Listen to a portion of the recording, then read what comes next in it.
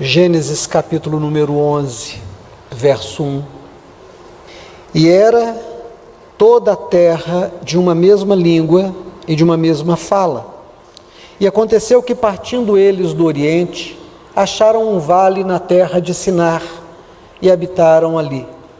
E disseram uns aos outros: Eia, façamos tijolos e queimemo-los bem. E foi-lhes o tijolo por pedra e o betume por cal. E disseram: Eia, edifiquemos nós uma cidade e uma torre cujo cume toque nos céus, e nos façamos um nome para que não sejamos espalhados sobre toda a face da terra. Então desceu o Senhor para ver a cidade e a torre que os filhos dos homens edificavam. E o Senhor disse: Eis que o povo é um e todos têm a mesma língua. Isto é o que começam a fazer. E agora não haverá restrição para tudo o que eles intentarem fazer. Eia, desçamos e confundamos ali a sua língua, para que não entenda um a língua do outro. Assim, o Senhor espalhou dali sobre a face da terra a todos, e cessaram de edificar a cidade. Por isso se chamou o nome Babel, porquanto ali confundiu o Senhor a língua de toda a terra, e dali os espalhou o Senhor sobre a face de toda a terra. Agora, por favor, vá ao Novo Testamento. Abra sua Bíblia, por favor, em Mateus, capítulo 14, verso 22. E logo ordenou Jesus que os seus discípulos entrassem no barco e fossem adiante para outra banda, enquanto despedia a multidão. E despedida a multidão, subiu ao monte para orar à parte. E chegada já a tarde, estava ali só. E uma última referência, abra no Salmo 24, verso 1. Do Senhor é a terra e a sua plenitude, o mundo e aqueles que nele habitam. Porque ele afundou sobre os mares e afirmou sobre os rios. Quem subirá ao monte do Senhor? Ou quem estará no seu santo lugar? Aquele que é limpo de mãos e puro de coração, que não entrega sua alma à vaidade, nem jura enganosamente. Este receberá a bênção do Senhor e a justiça do Deus da sua salvação. Esta é a geração dos que o buscam, daqueles que buscam a tua face, ó Deus de Jacó. Amém. Irmãos, o primeiro texto que nós lemos é uma história bastante conhecida, que já virou filme, já virou quase que um conhecimento folclórico, que é a construção da Torre de Babel. Mesmo quem não tem intimidade com a Bíblia, conhece certas histórias da Bíblia. E nós lemos aqui alguns detalhes. O povo estava sobre a terra, tinha uma mesma língua, edificaram para si uma cidade, e de repente eles resolveram estender o seu domínio também aos céus. Quando eles constroem a cidade, quando eles começam a ter força, poder, conhecimento, eles intentaram colonizar a Deus, dominar o céu. E é interessante porque as sociedades mais antigas, as civilizações mais antigas, e muita gente até hoje ainda acredita que o céu espiritual é o céu que nós vemos. Quando a gente olha para cima e vê esse azul espetacular, coberto de nuvens, há muita gente que acredita que o céu espiritual, que um lugar de descanso, um lugar de recompensa espiritual, um futuro para cada ser humano, é nesse lugar. As Escrituras ajudam também quando dizem que Jesus foi elevado à vista de todos aqueles que estavam ali na sua despedida, e ele foi subindo e atravessou os céus. Então muita gente, como aqueles lá daquela cidade de Babel, acreditavam que o céu onde Deus morava era realmente esse céu azul, junto das nuvens. Alguns povos acreditavam que Deus morava numa montanha para além das nuvens, o Monte Olimpo.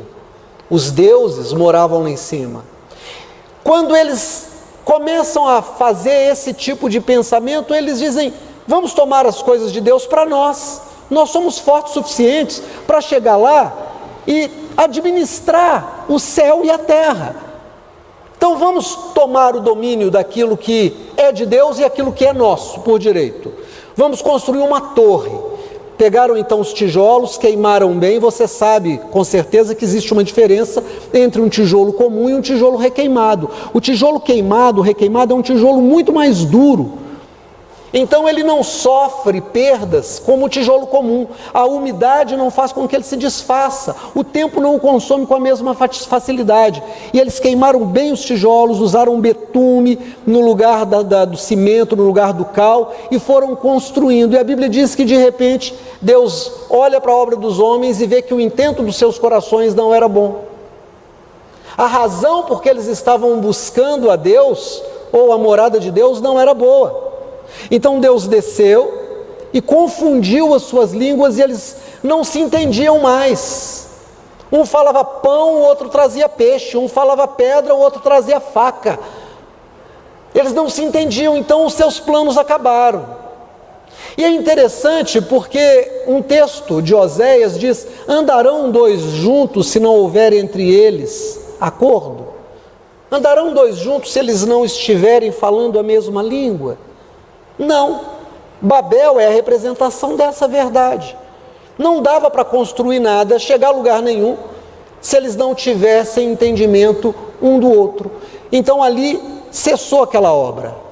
Essa é a primeira história que nós lemos. A segunda que nós lemos, Jesus termina um discurso, termina de fazer um trabalho, e ele diz para os seus discípulos: olha, peguem os barcos e passem para o outro lado do mar da Galileia, do lago Genezaré.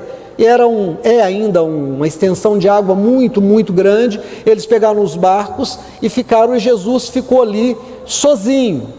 Despediu as multidões e subiu à parte de todas as pessoas, das multidões que o ouviam, dos seus discípulos que já haviam partido. Ele vai para uma montanha e sobe aquela montanha, e a Bíblia diz: e ele ficou ali sozinho.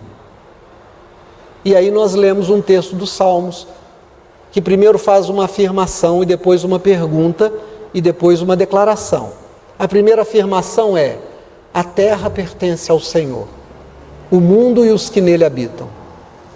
Toda a terra, cada cantinho, cada lugar, conhecido e desconhecido, cada homem, cada mulher, cada criança, pertence a Deus. Todos são filhos de Deus. Não existe alguém que não seja filho de Deus. A ideia de que alguém não seja filho de Deus é uma ideia muito, muito primitiva, que Jesus desfez quando ele toma o lugar de todos os homens em cima de um amor declarado por Deus, porque Deus amou o mundo de tal maneira que deu seu Filho único, para que todo aquele que nele crê não pereça, mas tenha vida eterna. Então há uma declaração no Salmo 24, do Senhor é a terra. A China, o Afeganistão, a Rússia, o Brasil, a Argentina, o Chile, as ilhas que a gente não sabe falar o nome, os cantinhos da terra que a gente não conhece, as pessoas que falam diferente da gente, que comem diferente da gente, que acreditam em divindades diferentes da gente, pertencem ao único e verdadeiro Deus, porque simplesmente não existe outro maior do que o único e verdadeiro Deus, e tudo pertence a Ele. Essa é uma grande declaração. A segunda coisa que nós vimos no Salmo 24 é uma pergunta: quem subirá ao monte do Senhor? Quem subirá o monte do Senhor? A ideia que o salmista está trazendo é uma analogia com aquilo que os homens de Babel tentaram fazer. Quem chegará à morada de Deus? Quem vai morar com Deus? Quem vai ter um encontro com Deus? Quem vai conseguir chegar lá? Só que ele traz para nós uma revelação: não se pode alcançar a morada de Deus com uma torre. Não dá para chegar na morada de Deus, na presença de Deus, para colonizá-lo, para encapsulá-lo, para dominá-lo. Não é um Deus segundo o meu coração, não é o homem que faz um Deus segundo a sua imagem, é Deus que fez o homem segundo a imagem dele. É exatamente o contrário. Então o salmista diz: quem subirá ao monte do Senhor? Ele não diz quem construirá uma torre para chegar ao Senhor. Os esforços dos homens para encontrar a Deus vão dar em nada. Sabe por quê? Porque nós não conseguimos nos entender. Quando você vai estudar a psicologia e a psicanálise, a primeira coisa que você descobre é que todas as confusões, todas as brigas, desde a briga de um casal, até guerras entre nações, acontece por problemas de comunicação. Um fala uma coisa, o outro entende outra. Não se chega a lugar nenhum. Nem um casal de namorado que não se entende, e nem duas nações ou mais nações que não falam as mesmas coisas, que não entendem. O espaço da comunicação é o espaço da confusão. Então o salmista vem e pergunta: quem subirá ao monte do Senhor? Não é quem subirá na torre. Eu vou fazer um caminho para mim. Eu vou fazer o seguinte, eu vou distribuir cesta básica, eu vou fazer caridade, eu vou pegar o meu dinheiro, eu vou ajudar os pobres. Isso é Torre de Babel. Eu vou ficar de jejum, eu vou subir a escadaria da Igreja da Penha de joelhos, eu vou fazer sacrifício, eu vou me chicotear, eu vou me esbofetear e eu vou buscar a Deus. Também isso é Torre de Babel. Eu vou me esconder num buraco, eu vou subir num monte e ficar lá até que Deus fale comigo. Isso também é Torre de Babel. Porque é você tentando fazer.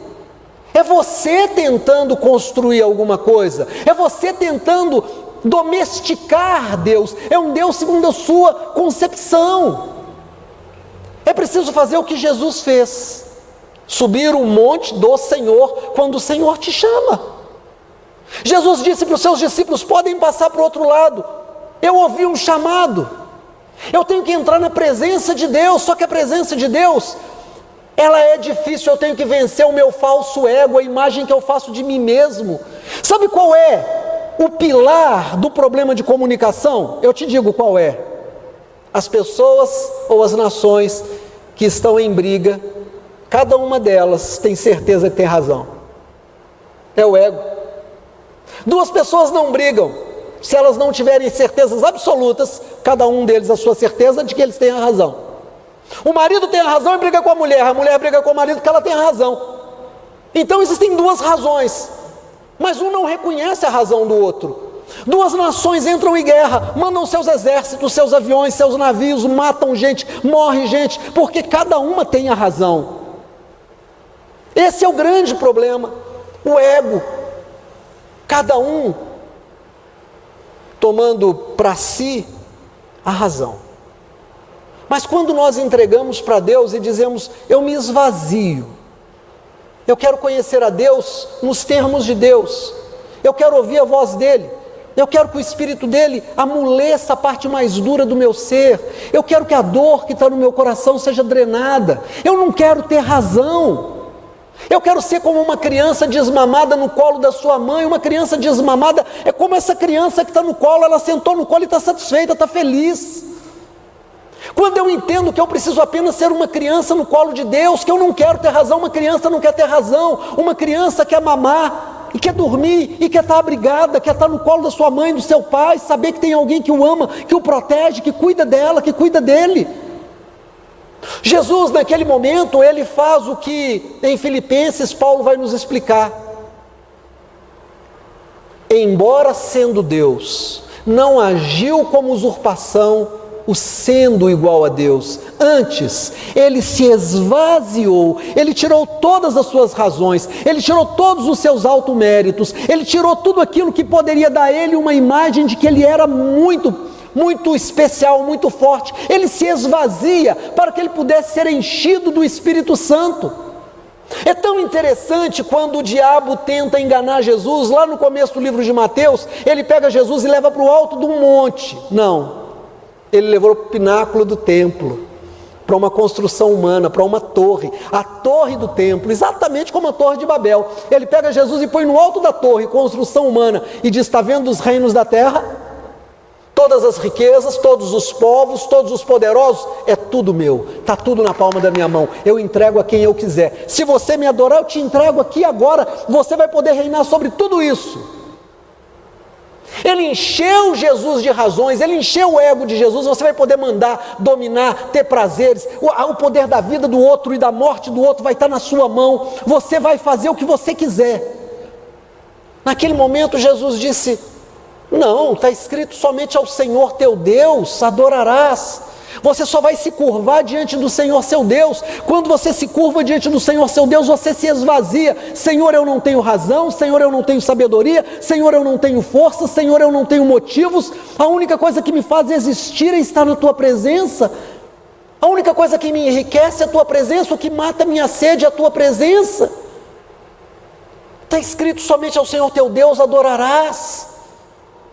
Ele ouviu a voz do Senhor e ele se esvaziou. Então quando ele manda depois aquele grupo sair para o outro lado, e ele despede as multidões, e ele fica sozinho, ele ouve o chamado de Deus e ele vai subir o monte do Senhor. Mas quem subirá o monte do Senhor?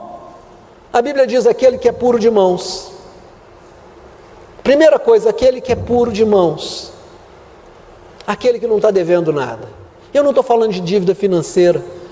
Sabe quando é que a gente fica devendo? A gente fica devendo quando a gente magoa o outro, quando a gente dá prejuízo para o outro, quando a gente diminui a dignidade do outro, quando a gente faz com que o outro tenha vontade de morrer na nossa presença, quando a nossa presença na vida do outro fala mais da nossa ausência do que se nós não estivéssemos lá.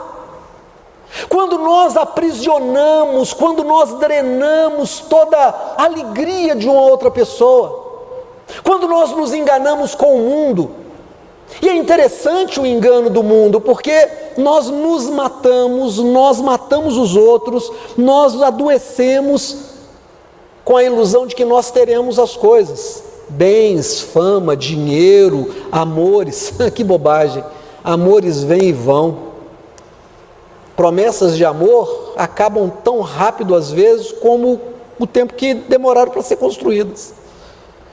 A pessoa que diz eu te amo hoje, diz amanhã eu não te amo mais, me perdoa.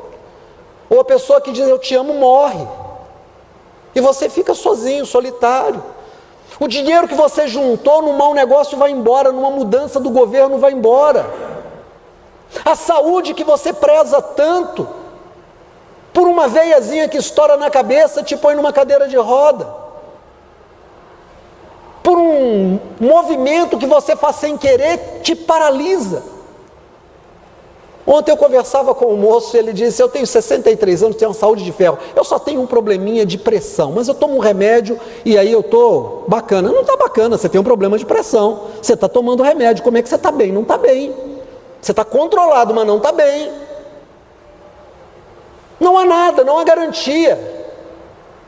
Mas nós nos matamos os outros, nos iludindo, e o tempo está passando e a gente está ficando mais velho, e o momento da nossa partida está passando. Quem subirá ao monte do Senhor? Quem é limpo de mãos, quem entendeu isso, quem exercita o desejo pessoal que assume de não magoar o outro, de não prejudicar o outro, quem escolhe entender e ouvir o outro, porque tem uma diferença entre ouvir para entender e ouvir para responder. Às vezes eu ouço para dar uma resposta ruim. Comigo é assim, eu rodo a baiana, eu falo mesmo, eu falo é na cara. Toda vez que você tiver um ímpeto de dar uma resposta desse tipo, a melhor coisa que você vai fazer é calar a boca, porque você vai sujar as suas mãos. Com certeza vai. A raiva, o ciúme, a inveja, essas emoções são péssimas conselheiras. E todas as vezes que elas nos aconselham, nós sujamos as nossas mãos.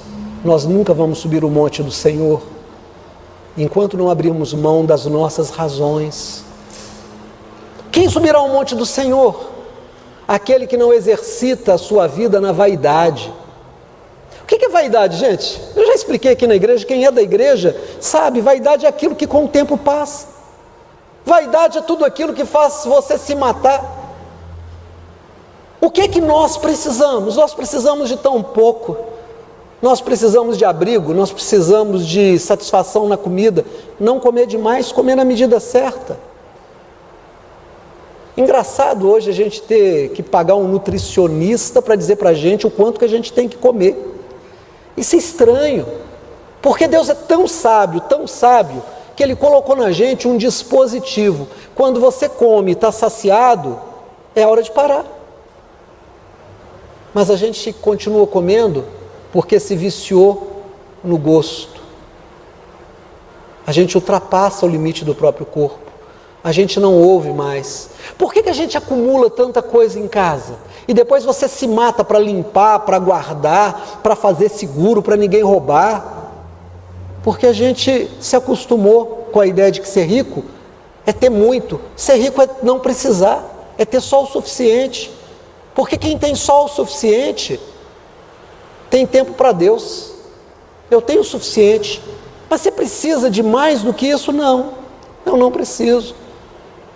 O que vai acontecer? Eu não vou me endividar, não vou perder noite de sono, não vou passar mal, vou dormir. Quem subirá ao monte do Senhor? Aquele que quer ter um encontro com o Senhor, ele nega a si mesmo, ele abre mão de si mesmo. E sabe o que acontece quando você sobe a montanha? Acontece algumas coisas. A primeira coisa é que você se cansa rápido. Quem quer chegar no alto do monte tem que se preparar para cansar, tem que focar. Quando você vai ao Caparaó, tem ali o Pico da Bandeira, né? É o Pico da Bandeira que tem lá? Você pode subir, ele vai de carro com um guia até um certo momento, desce e depois tem que subir a pé. Diz que é um pôr do sol maravilhoso, diz que é um negócio fantástico. Mas quem já foi, eu nunca fui, mas me contaram, diz que é difícil demais. Mesmo chegando até perto de carro, o que resta é muito cansativo. Você escorrega, você se cansa, você pensa em voltar. A primeira coisa que quem quer ter um encontro com Deus tem que ter é foco em Deus. Não adianta você ficar olhando para o vale, não adianta você querer ter um encontro com Deus e passar o outro para trás, não adianta querer ter um encontro com Deus e magoar as pessoas, não adianta querer ter um encontro com Deus e não ter tempo para Deus. Eu tenho que olhar para cima o tempo inteiro. Onde é que eu quero chegar? Eu quero chegar lá em cima.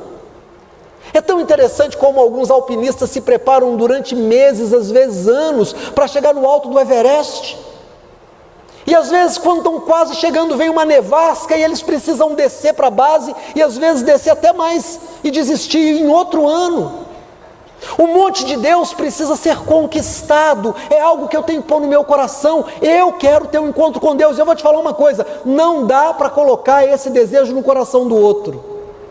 Eu preciso desenvolvê-lo no meu coração. Eu quero ter um encontro com Deus, mas eu não vou dominar como o pessoal que fez a Torre de Babel. Eu vou chegar lá para ser dominado por Deus, para que o meu ser seja cheio do Espírito de Deus. Segunda coisa é que quem chega no alto do monte, olha para os problemas aqui da terra, desse tamanhozinho. Quando você chega lá em cima no alto da montanha, aquilo que te assustava aqui embaixo, fica tão pequenininho. Lá de cima, todos os nossos problemas, todas as nossas lutas, são muito pequenas. Quando você chega à presença de Deus, tudo aquilo que te assombra hoje, tudo aquilo que hoje te maltrata, tudo aquilo que te mata, tudo aquilo que te esgota, perde o seu poder contra a sua vida. Porque na presença de Deus, nós temos a ajuda do próprio Deus. Quem é que pode ter comunhão com Deus? Quem primeiro entende que o mundo pertence ao Senhor. Nós somos inquilinos de Deus. Olha aqui para mim, por favor. Você, por mais que lute e queira ter alguma coisa, você é inquilino de Deus. Você mora no que é de Deus. Você come da comida de Deus. Você veste da roupa de Deus. A pessoa que você chama de sua, sendo marido, filho, pai, mãe, irmão, não é seu e nunca foi. É alguém que Deus te empresta para caminhar com você. Em algum momento você vai deixar. Pensa na pessoa que você mais ama, você vai deixar. Você vai perder essa pessoa, porque ela não é sua. Ela é emprestada. Ela é emprestada. Do Senhor é a terra e a sua perfeição. Mas eu estudei muito, eu trabalhei muito, com essa mão aqui eu conquistei. Não. Deus te deu a oportunidade de estudar, Deus te deu a oportunidade de trabalhar, Deus te deu a pessoa certa, no lugar certo, na hora certa, te trouxe até esse caminho para que você seja grato. Pastor, mas eu tenho passado necessidades. Louve a Deus pelas suas necessidades, porque aquele que dá o muito também dá o pouco, e Ele pode tirar, e quando Ele dá ou Ele tira, Ele está nos ensinando alguma coisa. Se prepare para subir o monte do Senhor. A única coisa que você tem que fazer nessa vida, e que eu preciso fazer nessa vida, é que nós subamos o monte do Senhor, que nós tenhamos o desejo de estar na presença do Senhor, que nós possamos desfrutar das delícias do seu Espírito, descobrir que na presença do Senhor os nossos inimigos caem por terra, os nossos problemas ficam pequenos, as nossas necessidades são saciadas, que na presença do Senhor nós somos perfeitos e completos, mas não é de graça. Eu preciso subir o monte do Senhor.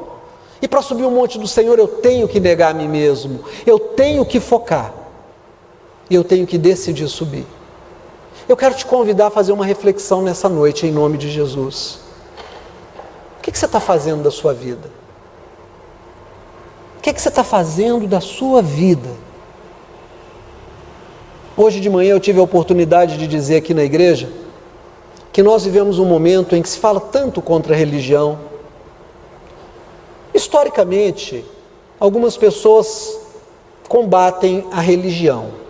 Alguns são ateus, outros advogam outras filosofias de vida, mas muitos desvalorizam e combatem a ideia da religião.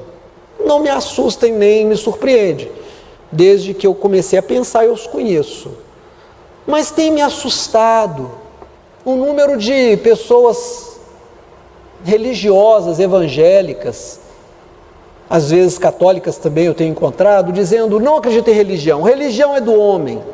Que bobagem, que mentira. A única disciplina humana que se ocupa de Deus e que se ocupa da vida após a morte é a religião, não existe outra. A filosofia só fica no nível da terra. Se você pegar Epicuro, ele vai dizer que a razão de viver é o prazer. Se você pegar Schopenhauer, ele vai dizer que é o sofrimento, tudo leva ao sofrimento. Se você pegar outros, eles vão cada um falar uma coisa, mas fica sempre dentro da experiência, dentro dessa vida. A única disciplina humana que vai nos falar de que existe vida após aquilo que a gente chama de morte, e que trata de Deus, chama-se religião. A religião é a coisa que é o caminho que Deus nos dá, é o caminho da montanha.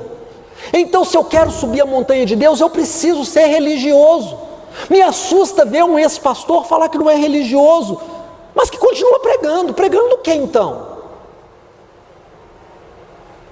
Dizendo que não é religioso, mas que acredita em Deus. Não tem jeito. Não tem como você dizer que não acredita nas cores, mas acredita que existe azul. Ora, não tem jeito. É esquisito ver gente que já testemunhou milagres que Deus fez na vida deles, de repente dizer: agora eu quero uma vida solto. Não existe vida solta. Não existe. Aqui na base da montanha não tem experiência com Deus. Eu preciso subir a montanha de Deus, e subir a montanha de Deus é negar a mim mesmo, focar, olhar para Ele, ouvir a voz dEle, me esvaziar, e à medida que eu vou subindo, eu vou gastando as minhas energias para quando chegar lá, Ele repor. Sabe por que a gente fica triste? Porque a gente está sem Deus na vida da gente. Sabe por que a gente está vivendo em prejuízo? Porque a gente não tem Deus na vida da gente. Sabe por que a gente não está entendendo o outro? Porque a gente não está ouvindo primeiro a voz de Deus.